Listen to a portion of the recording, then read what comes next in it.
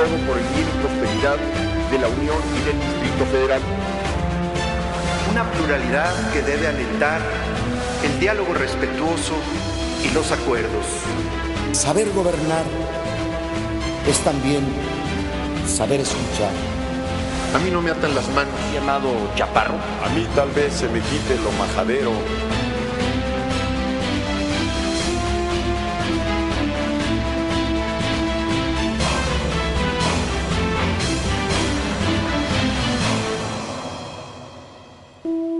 Para 1996 había quedado atrás la violencia que 2 años antes sacudió al país. También se había superado la emergencia económica que estalló a finales de 1994, aunque la mayoría de las familias seguían padeciendo sus efectos.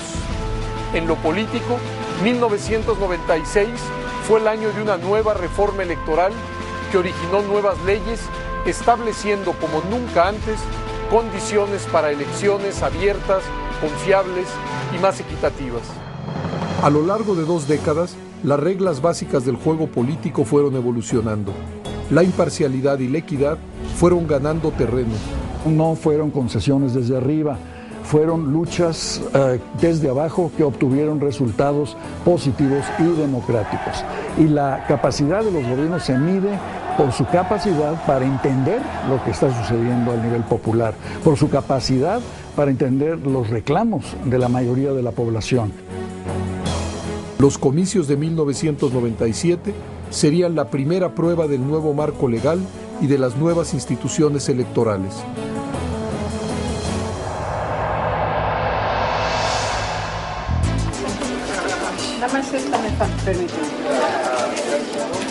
En las elecciones intermedias de 1997 se renovó la Cámara de Diputados, la mitad del Senado de la República. Se eligieron gobernadores en 6 estados del país y por primera vez en casi 70 años se eligió al gobernante de la capital de la República. El resultado de las elecciones del 6 de julio de 1997 fue un nuevo reparto del poder político en México.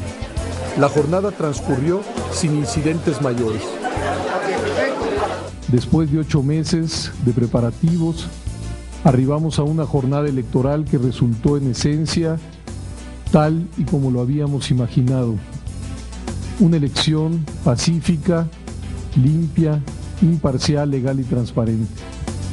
La participación ciudadana fue muy alta para una elección intermedia, 30 millones de votos, el 57% del total del padrón electoral. La nueva autonomía del IFE pasó la prueba. Las impugnaciones fueron menores. Teníamos frente a nosotros como órgano autónomo una responsabilidad enorme sobre nuestros hombros, que era organizar bien las elecciones intermedias del periodo de Zedillo, con las que se inauguraba la institucionalidad autónoma del IFE. Por primera vez en su historia, el PRI perdió la mayoría absoluta en la Cámara de Diputados y el Senado se abrió a una nueva pluralidad. En 1997 hay una elección en la que el PRI pierde la mayoría absoluta en la Cámara de Diputados. Vale puntualizarlo porque la conserva la mayoría absoluta en la Cámara de Senadores y tiene también y es gobierno en la mayoría de las gubernaturas de los estados y desde luego en la presidencia de la República. La oposición en su conjunto tenía más diputados, 261 contra 239 del PRI. Significó un esfuerzo enorme para el PRI entender que no podía procesar las cosas solo de manera endógena, sino que era indispensable el aprender a dialogar y a construir acuerdos con otras fuerzas políticas. El presidente hizo la declaratoria de constitución de la Cámara de Senadores para el primer periodo de sesiones ordinarias del primer año de ejercicio de la 57ª legislatura. Con la nueva fórmula de integración del Senado se inauguró una nueva pluralidad. En la elección de 1997 se renovó por única vez la mitad de senadores. La otra mitad, que había sido electa en 1994, se mantendría hasta el 2000. Si bien el PRI logró mantener la mayoría simple en el Senado con 77 escaños, la oposición alcanzó 51 senadurías. El Senado, mayoría priista abrumadora, pero la Cámara de Diputados, la correlación de fuerzas ha cambiado y hay una pluralidad.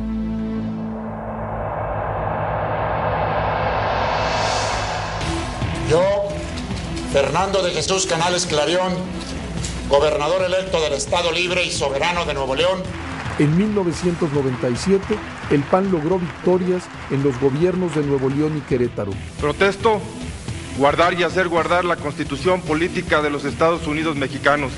Por su parte, el PRD obtuvo una victoria histórica, la jefatura de gobierno del Distrito Federal y la mayoría de la Asamblea Legislativa del Distrito Federal.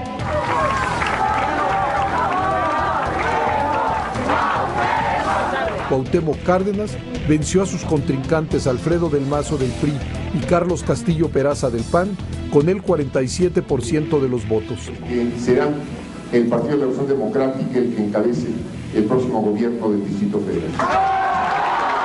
Esta campaña se da después de la caída muy aguda de la crisis del 94-95, se da después de que el gobierno se ve forzado, como forma de paliar esta crisis, a hacer reformas, entre otras la de abrir la posibilidad de una elección del titular del Ejecutivo del Distrito Federal.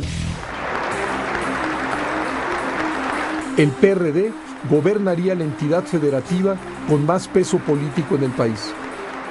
Mirando en todo por el bien y prosperidad de la Unión y del Distrito Federal, y si así no lo hiciere, que el pueblo me lo demande.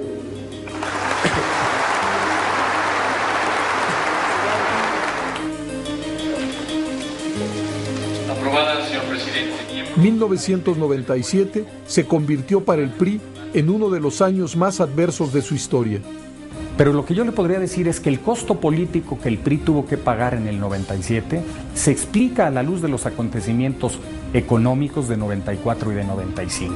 Y se mostró como los grandes bastiones del presidencialismo revolucionario, que eran el Congreso para legitimar las decisiones del presidente y la capital de la República para cimentar y desplegar el poder presidencial, pues ya eran absolutamente vulnerables, ¿no? Ese fue el 97. Se probó además que podíamos hacer el cambio político hacia la democracia por vías institucionales. La reforma de 1996 pasó con éxito su primera prueba en las urnas. El país había cruzado el umbral crítico de la competitividad electoral y se abría una nueva era de pluralidad. La alternancia política apareció con más fuerza en el escenario y con ella un nuevo equilibrio de poderes.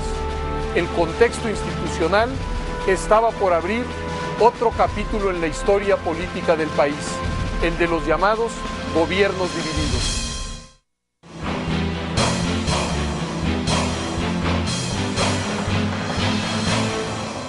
El reparto de la representación política que resultó de las elecciones de 1997 fue un paso decisivo hacia una nueva realidad democrática y republicana.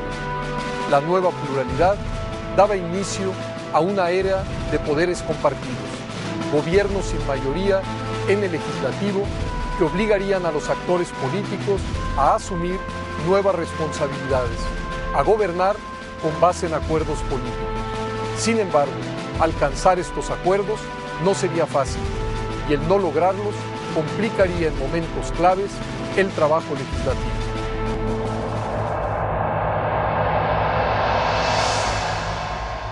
Y empezó a atorarse la política nacional,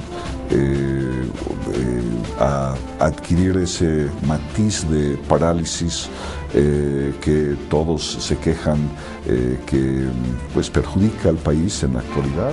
Entonces ese fue el cambio radical que nos dio gobierno dividido, pues con todo lo bueno y malo que ese estatus político conlleva. Como en la Cámara de Diputados ningún partido tenía la mayoría absoluta, el PRI no podía por sí mismo instalar la 57 legislatura de esta Cámara. Entonces nos encontramos con que el órgano de gobierno de la Cámara de Diputados se constituía sí y solo sí algún grupo parlamentario tenía mayoría absoluta. Y justamente ese era el resultado de la elección, que nadie la tenía. Entonces hubo que improvisar una solución a la medida, en condiciones tensas, dramáticas a ratos. Los 4 partidos políticos de oposición en la Cámara de Diputados, PRD, PAN, Partido Verde y Partido del Trabajo, se organizaron en el llamado bloque opositor. Convoqué yo a los coordinadores parlamentarios para que pudiéramos hacer un pacto de gobernabilidad en la Cámara. Sin embargo, el PRI no quiso acompañarnos en ese pacto. De ahí surge lo que se denominó el famoso G4, es decir, de los 4 grupos parlamentarios de oposición que teníamos ya la mayoría. Por vez primera, la oposición asumía ya la mayoría y el control de San Lázaro, de la Cámara de Diputados. El PRI se opuso a la intención del bloque opositor de designar al panista Carlos Medina Plasencia como presidente de la Junta de Coordinación Política y al perredista Porfirio Muñoz Ledo como presidente de la mesa directiva para el mes de septiembre, quien por consiguiente debía responder al tercer informe de gobierno del presidente Zedillo el 1 de septiembre. Las negociaciones entre la oposición y el PRI sobre la integración de la mesa directiva no prosperaron. Nosotros hemos expresado toda nuestra disposición de construir acuerdos, pero no podríamos bajo ningún concepto simple y sencillamente adherirnos a lo que un supuesto bloque opositor que nuestra legislación no contempla, simple y sencillamente decida. El 30 de agosto de 1997, el bloque opositor instaló, sin el PRI, la 57 legislatura de la Cámara de Diputados. En respuesta, el PRI anunció que sus diputados y senadores no asistirían a la sesión del Congreso General, lo que hubiera impedido su instalación y, en consecuencia, la presentación del informe del presidente. Entonces se creó una situación prácticamente de golpe de Estado. Gentes del gobierno insistían en que nosotros no estábamos legalmente constituidos. No sé por qué. En la tarde, el presidente del Senado declaró por la televisión que el Senado desconocía la instalación de la Cámara de Diputados. Si así no lo hicieren, que la nación me lo demande. Y el presidente lo primero que hizo fue llamarle al secretario de Gobernación para pedirle que dialogara con las partes una vez que indagara cómo estaba este asunto y conminara a la fracción parlamentaria de nuestro partido, del PRI, a que participara en esto. Y entiendo que el secretario inició diálogo con quien era el líder de la fracción priista, que era el licenciado Arturo Núñez, el diputado Arturo Núñez. Nosotros hemos atendido, en primer lugar, los altos intereses de la República. En segundo lugar, hemos atendido la convocatoria a resolver por el diálogo y la negociación el problema suscitado en la integración de la Cámara de Diputados, a la que a todos los grupos parlamentarios nos convocó el presidente Zedillo. Y en tercer lugar, hemos decidido integrarnos a la Cámara de Diputados porque no queremos llevar a México a una situación de crisis constitucional y porque seguimos siendo la mayoría responsable que siempre hemos sido con los altos intereses de nuestro país.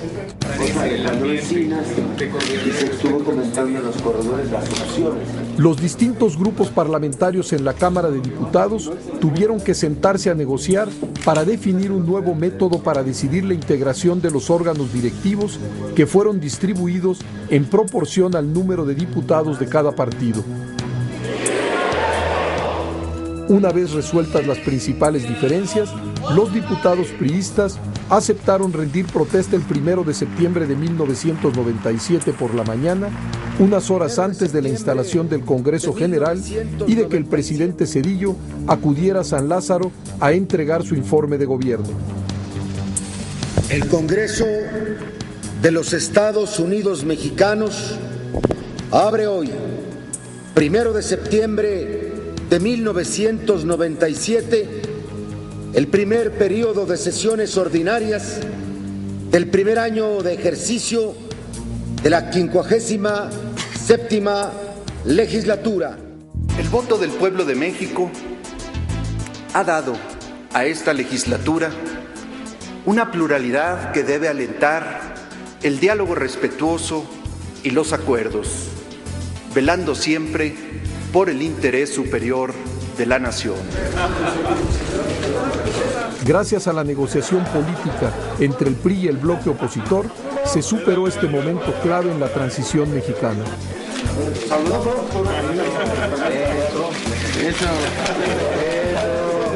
El 1 de septiembre dejó de ser, de manera definitiva, un ritual del presidencialismo mexicano. Porfirio Muñoz Ledo se convirtió en el primer diputado de oposición en responder un informe presidencial. En México, ningún poder quedará subordinado a otro. La obcecación es contraria a la sabiduría y nociva para los quehaceres públicos.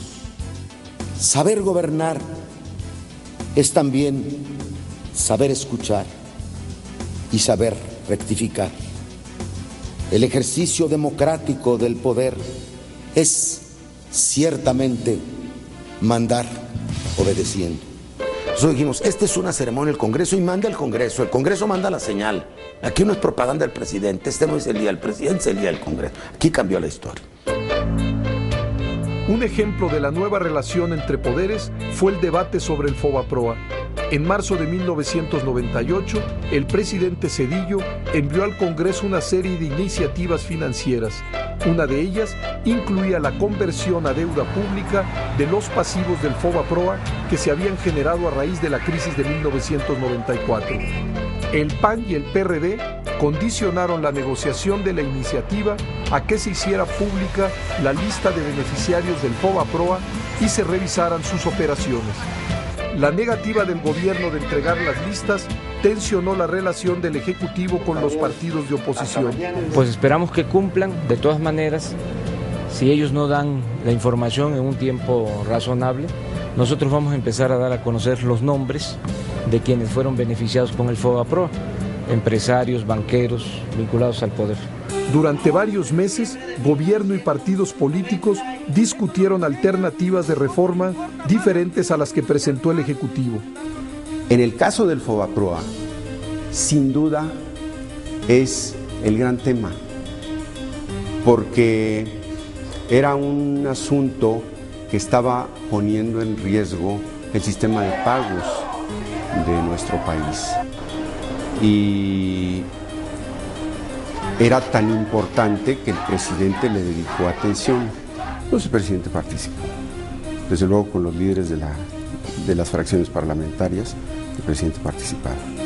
El general Santana nos va a quedar chiquito si aprobamos este disparate de fraude a la nación.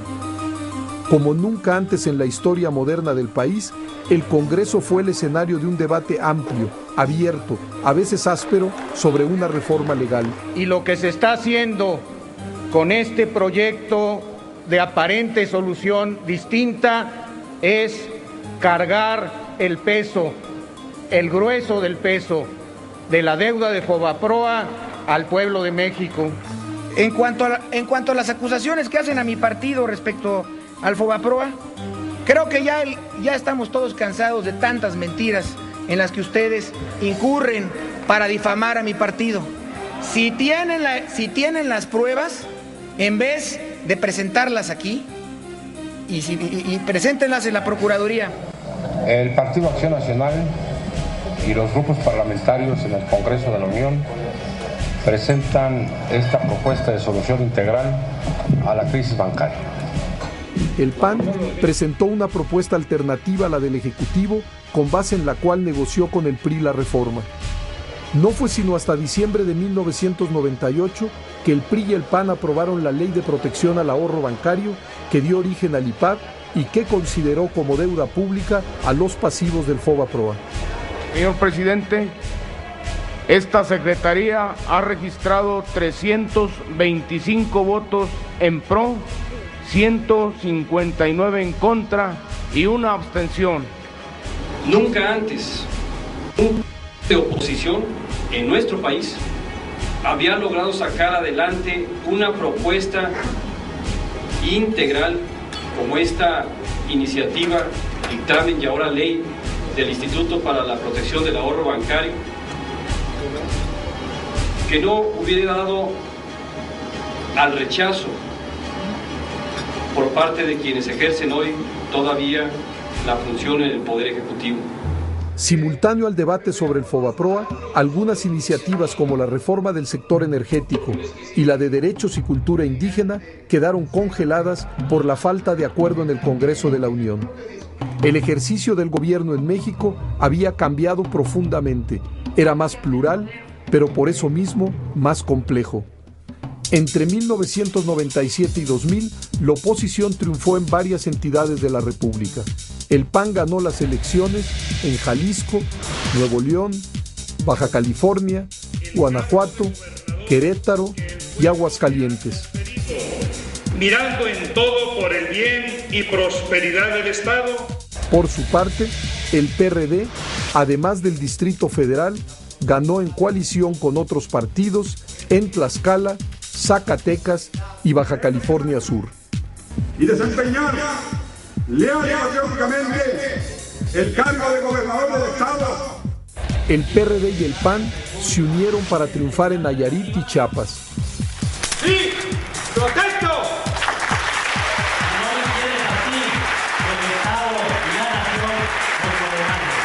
En los meses previos a la elección del 2 de julio del año 2000, el PAN gobernaba al 29% de la población en los estados, el PRI al 46% y el PRD al 20%.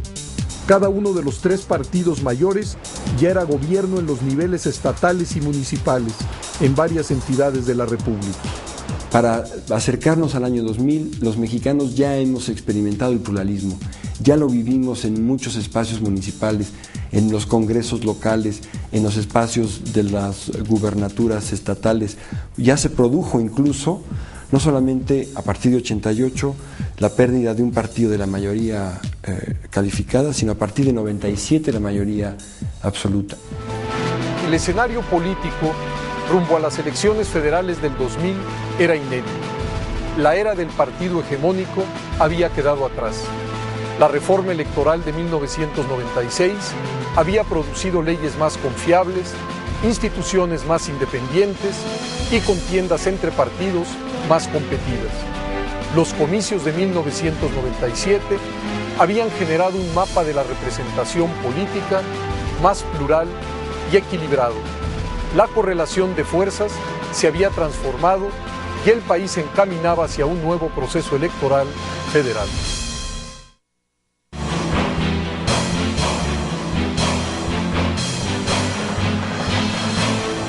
De cara a las elecciones del 2000, el gobierno del presidente Zedillo centraría sus esfuerzos en mantener la estabilidad política y económica. Por primera vez en la historia, la elección presidencial organizaría un instituto independiente sin la participación del gobierno. El IFE afinaba los últimos detalles para garantizar un proceso electoral transparente bajo condiciones básicas de equidad.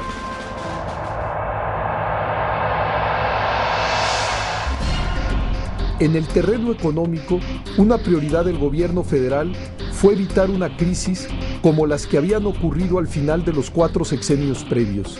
Cuando él a mí me encargó el despacho de Hacienda, me dijo nada más una sola cosa: tu encargo es evitar a toda costa que tengamos una crisis económica.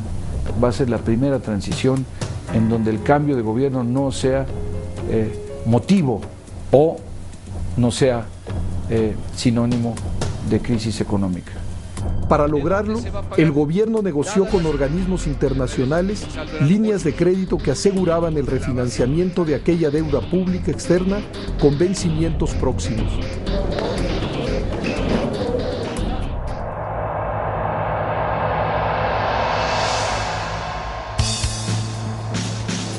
En el aspecto político, estalló un conflicto en la UNAM por las reformas a los reglamentos de pagos que provocó una huelga de 10 meses.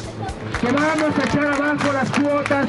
Este es el primer paso que vamos a dar para la huelga en la universidad. El 20 de abril de 1999, estudiantes organizados en el Consejo General de Huelga forzaron un paro en 26 escuelas y facultades. Todos los esfuerzos por levantar la huelga fracasaron y el conflicto se polarizó más cada día. Pero primero necesitamos argumentar nuestras propuestas en el diálogo público ante una comisión que en verdad tenga la capacidad resolutiva. El gobierno condicionó su intervención en el conflicto. Toda medida adicional del Estado para la solución de este conflicto ha de tener como sustento la clara voluntad democrática de los universitarios. Y protesto. El 12 de noviembre, Juan Ramón de la Fuente fue nombrado rector y convocó a un plebiscito universitario para definir el futuro de la universidad.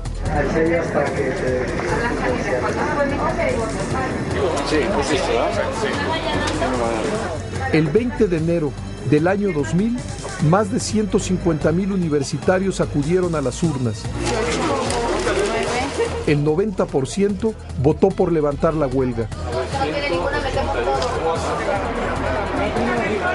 El CGH no aceptó el resultado del plebiscito.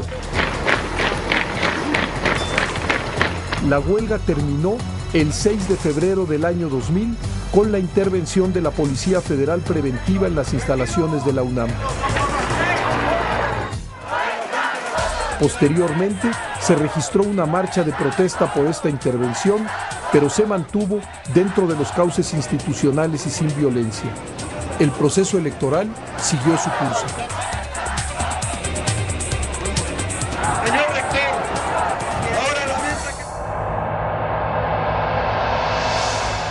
Para el 2000, el financiamiento público a los partidos aumentó considerablemente.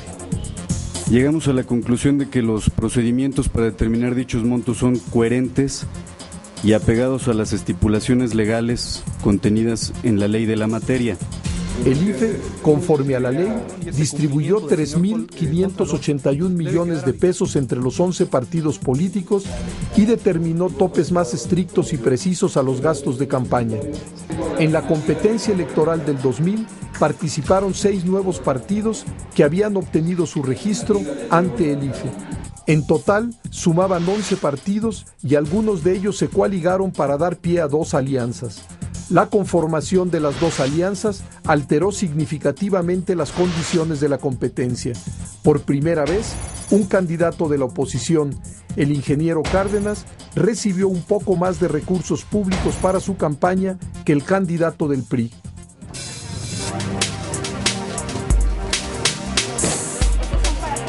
El proceso electoral del año 2000 fue preparado con el mayor esmero.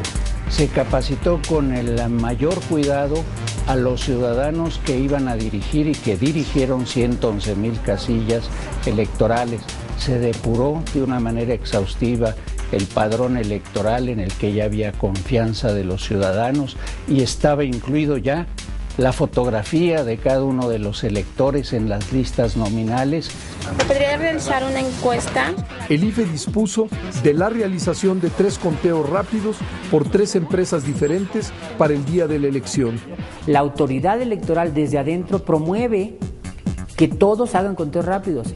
Para garantizar el acceso a la radio y televisión, el IFE efectuó monitoreos de los tiempos que los noticiarios de radio y televisión asignaban a los diferentes partidos y sugirió una serie de alineamientos generales para el manejo de la información electoral en esos espacios informativos. Yo creo que el año 2000 es el año de la cobertura mediática, ya sin ninguna reserva, sin ningún prejuicio. Entraron los medios de comunicación no solamente a cubrir la campaña, sino a ser parte de la campaña. Por primera vez, el gobierno no intervendría en la organización de las elecciones presidenciales. Los partidos políticos estaban a punto de iniciar los procesos internos de selección de dirigencias y candidatos a la presidencia de la República y a diputados y senadores.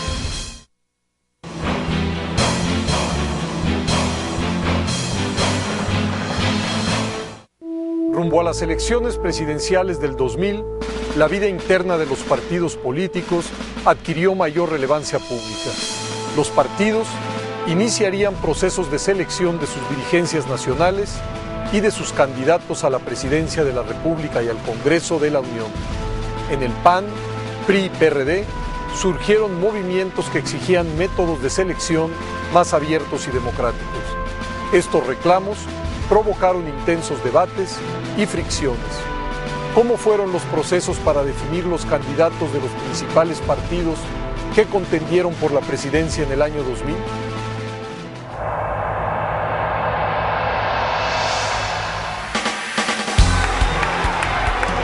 El gobernador de Guanajuato, Vicente Fox, se adelantó a los procedimientos internos del PAN y lanzó su candidatura 3 años antes de las elecciones. Se requiere de construir un proyecto de país, un proyecto que hoy no tenemos, navegamos sin rumbo, navegamos a la deriva. Entonces se requiere un fuerte consenso ciudadano para plantearnos el México que queremos para el próximo siglo. Empecé yo mis tareas ya formalmente en camino hacia la presidencia de la República 3 años antes. ¿Por qué? Porque veía yo la dimensión del reto, tan grande ese reto que había que trabajar con mucho tiempo de anticipación. Durante 3 años lo recorrí 3 veces, comunidad por comunidad, ranchería por ranchería, ejidos, colonias, ciudades, y fui haciendo una tarea larga de electoral. Vicente Fox aprovechó que ni la ley electoral ni los estatutos de su partido regulaban las precampañas. Por ello, creó una estructura paralela e independiente del PAN. En enero del 98 me piden a mí que yo arme toda la parte legal de Amigos de Vicente Fox AC, y bajo 2 grandes vertientes. Una era sumar gente ciudadana, organizaciones al gran proyecto de Vicente Fox, y la otra era obviamente lo que yo siempre le llamé las municiones, recolectar fondos, recursos, que era básico, fundamental para poder iniciar toda esa precampaña. Sí, me comprometo. En marzo de 1999, el PAN eligió como su presidente a Luis Felipe Bravo Mena, y la nueva dirigencia emprendió los trabajos rumbo al 2000. El 12 de septiembre de ese 1999 se realizó la elección interna en la que Vicente Fox, como único contendiente, fue declarado vencedor.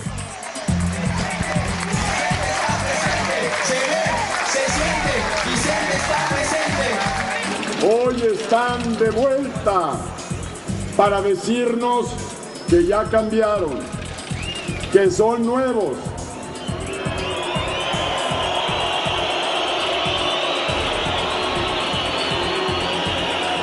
Que se declaran tristes e indignados por la miseria que ellos propiciaron y la corrupción que ellos generaron. Quieren engañarnos otra vez. Creen que los mexicanos no tenemos memoria, que no recordamos, que sus mentiras se reciclan cada sexenio. ¡Despierta, México! El PAN y el Partido Verde Ecologista formaron la Alianza por el Cambio con Vicente Fox como su candidato presidencial. Alianza por el cambio que a ti te conviene.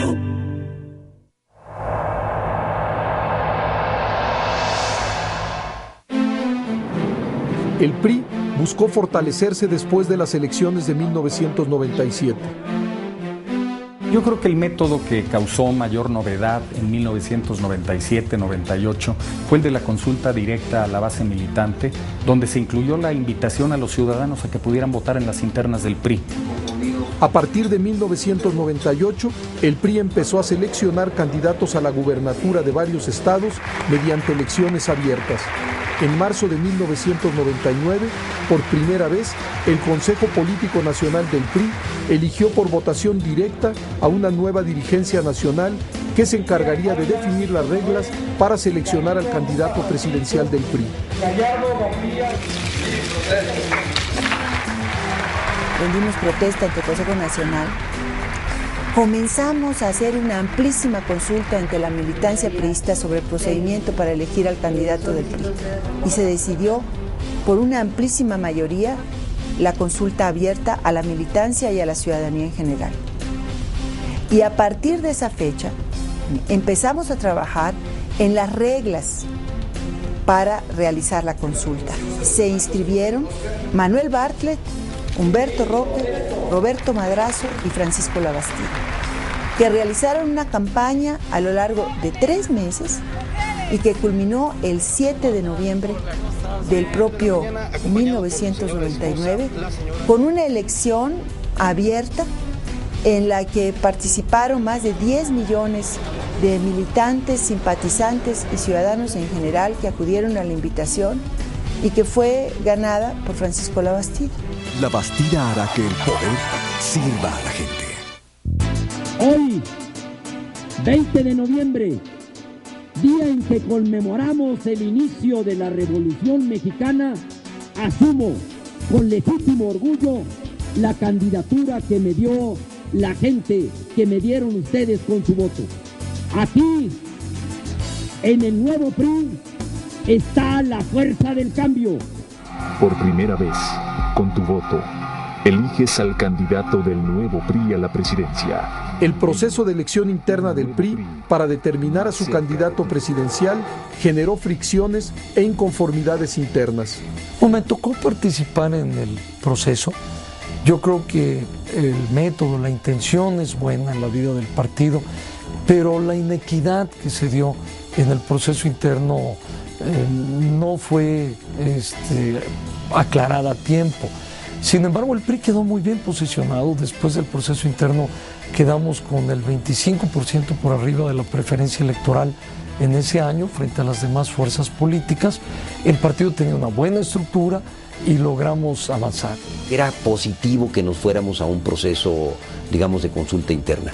Lo que no me pareció adecuado es hacerlo con un periodo tan largo, tan oneroso y haber abierto un número de casillas tan grande. Se desgastó la unidad del partido y también se desgastaron en alguna medida las propias figuras que competimos, ¿no? O sea, salimos de alguna manera desgastados. A pesar de todos los incidentes internos, este ejercicio le dio al PRI resultados positivos. Empezamos la campaña electoral, estoy hablando de diciembre de 1999, con una intención de voto, ahí están las encuestas, de casi el 50%.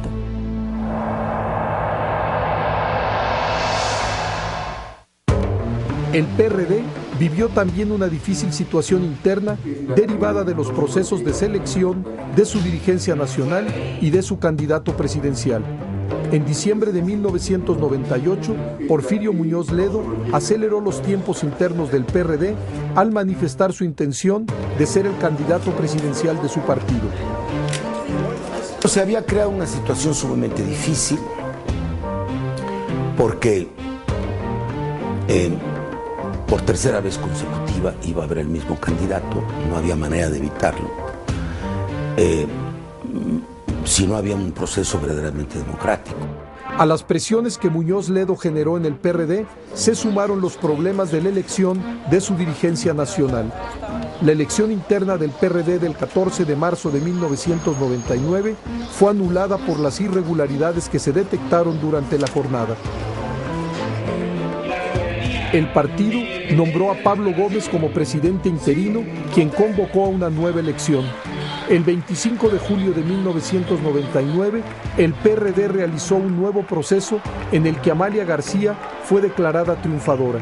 2 semanas después, el 8 de agosto, Amalia García tomó posesión como presidenta nacional del PRD.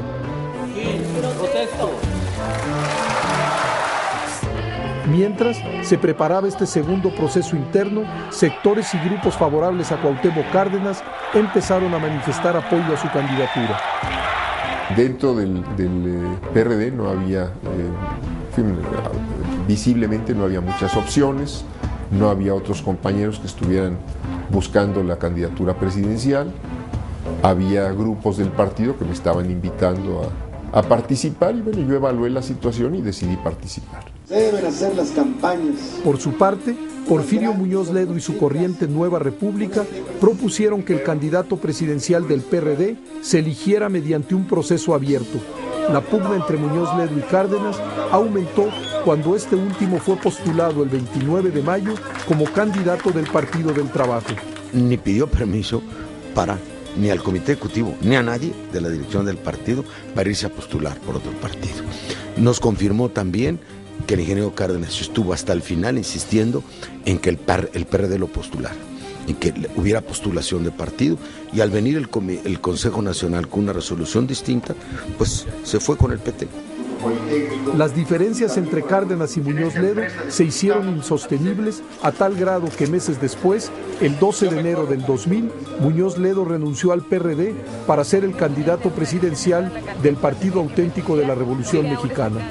Al mismo tiempo que el PRD trataba de definir su candidato presidencial, empezó a tomar fuerza la idea de conformar una alianza opositora. Para intentar concretar esta iniciativa, se reunió un grupo de ciudadanos que elaboraron las reglas de selección. Sergio Aguayo, Alberto Asís Nasif, Amparo Espinosa Rugarcía. Me tocó participar en un consejo ciudadano que luego le llamaron el Consejo de Notables. Se trataba de tener un candidato, el que tuviera solo un candidato, que se unieran Vicente Fox y Cuauhtémoc Cárdenas y que se escogiera uno de ellos para que realmente se diera el cambio. Yo quería pensar que uno de los dos podía ceder, el que fuera más abajo en las encuestas. Las diferencias entre Fox y Cárdenas se centraron en el método para seleccionar al candidato de la alianza opositora. Mientras que el PAN promovió la realización de una encuesta, el PRD buscó una consulta abierta. En septiembre, el grupo de ciudadanos que impulsaba la formación de una alianza opositora concluyó su trabajo y propuso que el método se basaría en una consulta representativa combinada con una batería de encuestas. Pero finalmente, ni Fox ni Cárdenas declinaron su candidatura. No se logró el acuerdo entre el PAN y el PRD sobre el método para seleccionar al candidato de la alianza opositora. Un día después, Cuauhtémoc Cárdenas renunció a la jefatura de gobierno del Distrito Federal para ser nominado candidato presidencial del PRD. 2 meses más tarde, el 27 de noviembre, el PRD, el PT, Convergencia, el PAS y el Partido de la Sociedad Nacionalista formaron la Alianza por México, con Cuauhtémoc Cárdenas como candidato a la presidencia de la República. Además de que somos la única oposición real al régimen, la única que enfrenta con decisión y valentía al sistema, que hoy contiende con 2 partidos y 2 candidatos, el PRI y el PAN, Fox y La Bastida, que lo mismo significan y lo mismo ofrecen. Representamos también, y la gente lo sabe, la única posibilidad real de cambio, la única posibilidad de ser y hacer un gobierno diferente y de poner en práctica una forma distinta de gobernar. Que no quede ninguna duda. A la contienda presidencial del 2000 se sumaron otros 3 candidatos. Manuel Camacho Solís, del Partido del Centro Democrático; Porfirio Muñoz Ledo, del Partido Auténtico de la Revolución Mexicana, después de haber renunciado al PRD; y Gilberto Rincón Gallardo, del Partido Democracia Social. Los 11 partidos y las 41 agrupaciones políticas estaban listos para la elección del 2 de julio, en la que contenderían 6 candidatos a la presidencia y más de 3.500 candidatos a diputados y senadores. Todos los actores estaban listos para iniciar la contienda. En un hecho sin precedentes, las reglas del juego democrático habían dejado de ser sinónimo de debate y conflicto. Todos los jugadores las conocían y las aprobaban. La posibilidad de la alternancia en el Ejecutivo Federal era una realidad. Era una elección que se desarrollaba en la democracia, en un marco institucional que hacía posible la alternancia. Las campañas estaban a punto de comenzar.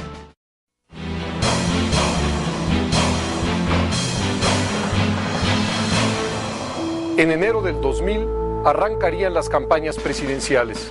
Los partidos políticos superaron sus diferencias internas y nominaron con distintos métodos a sus candidatos tanto para la presidencia de la República como para el Congreso de la Unión. Durante los meses siguientes, los candidatos recorrerían el país para ganarse el voto de la mayoría de los ciudadanos. La distribución que realizó el IFE de los recursos públicos y el acceso a radio y televisión permitieron campañas intensas y que sus candidatos pudieran recorrer el territorio nacional y estar presentes en los medios de comunicación. Señor ingeniero, buenas noches. Muy buenas noches, Joaquín.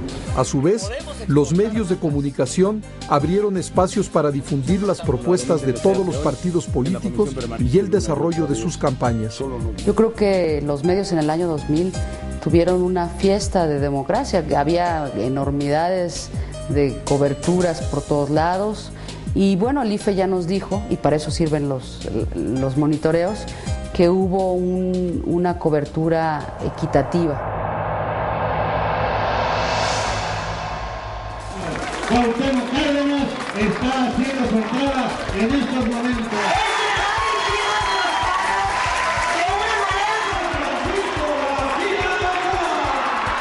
La intensidad de la lucha política se manifestó en cada acto de campaña. Los anuncios promocionales se utilizaron para dar a conocer las propuestas de gobierno, pero también para descalificar al adversario. Ellos no han cambiado, ni van a cambiar. Los que ya cambiamos somos la mayoría de los mexicanos. Que cambie el rumbo de nuestro país. El cambio con rumbo es que el poder sirva a la gente. Y no burócratas que no saben siquiera ordeñar vacas. Le agradezco mucho esta noche a Francisco Labastida Ochoa, candidato del PRI a la presidencia, que haya venido aquí. Las entrevistas y las declaraciones de todos los candidatos ocuparon espacios principales en periódicos, radio y televisión. En plazas públicas, recintos cerrados, en avenidas y calles, los candidatos desplegaron su organización y fuerza. Pero fueron los debates por televisión los que acapararon la atención pública.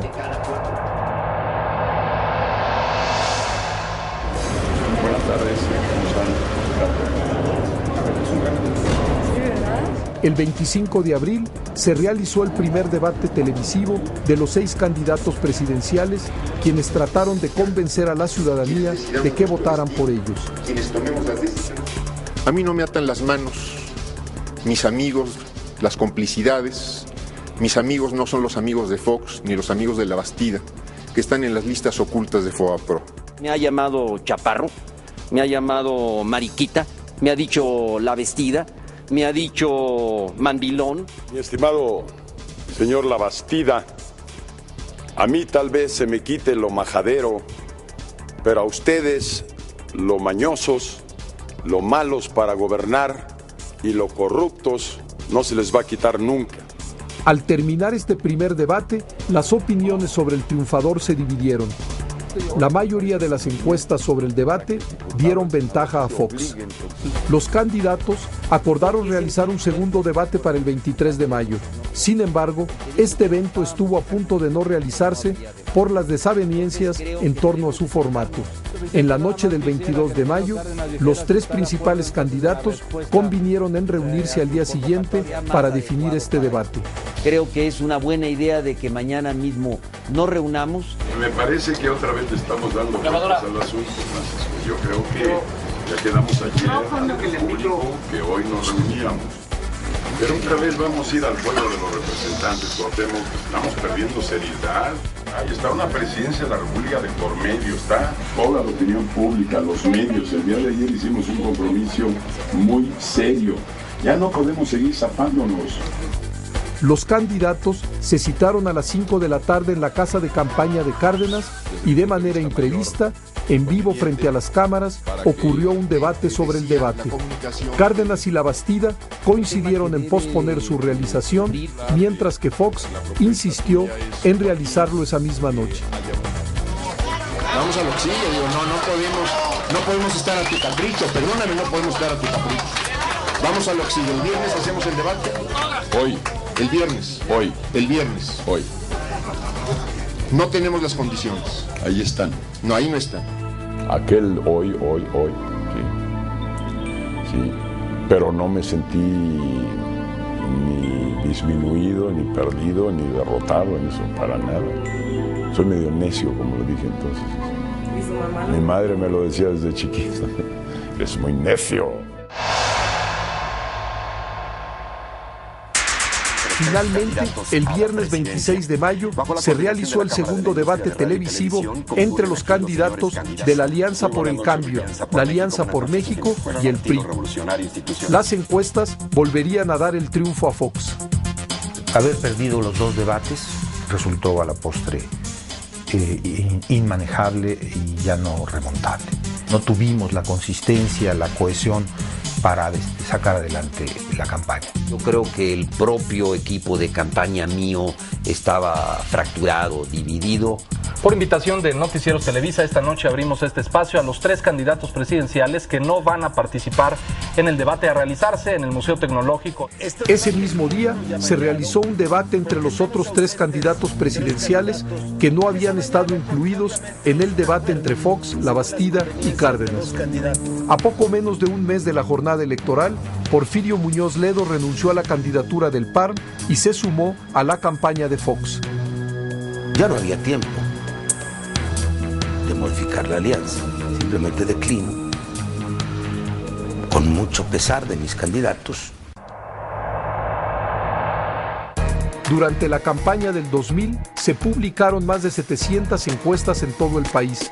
La mayoría de los resultados de estas encuestas pronosticó una contienda muy cerrada entre Fox y La Bastida. Lo que sí mostraban las encuestas es que la pelea era entre 2 candidatos. Eso te generó votos útiles, te generó que de repente la gente que quería sacar al PRI apoyara a Fox porque había que sacar, la gente que quería defender al PRI votara por el PRI porque había que defender la victoria. Los cierres de campaña de los partidos políticos en distintos lugares del país se convirtieron en una demostración de fuerza y en el último intento por convencer al electorado indeciso. Esta jornada electoral va a ser la más limpia y equitativa de nuestra historia. Solo quienes ya se saben y se sienten derrotados pregonan fraudes anticipados que solo existen en su imaginación o en su desesperación. La jornada del 2 de julio será limpia. Cada voto será emitido de manera libre y secreta. ¡No te detengas, México!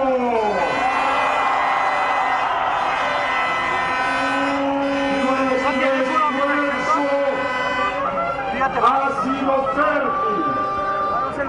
Hemos llegado al día de la elección con ventaja clara en las preferencias electorales.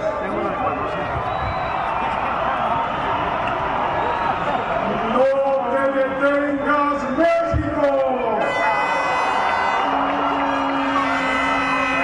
Ante su inevitable derrota, el régimen ha sacado su cara autoritaria.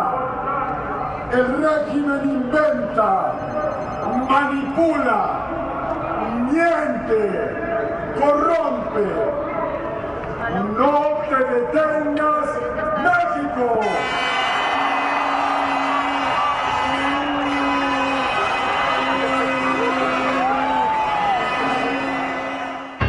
En nosotros no tienen cabida los rencores.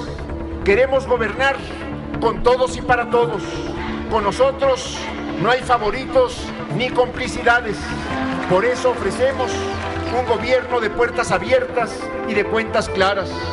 Aquí no hay oportunismos ni inestabilidad, sino firmeza de convicciones y congruencia.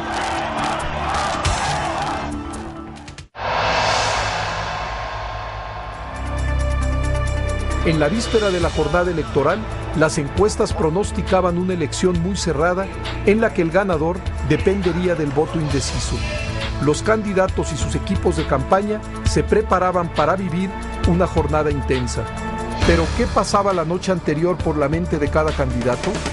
Fíjate que por esa noche una gran tranquilidad porque yo siempre he pensado que cuando haces tu tarea cuando realmente trabajas para lograr algo, las cosas se dan. Entonces da una gran tranquilidad de conciencia, de ánimo.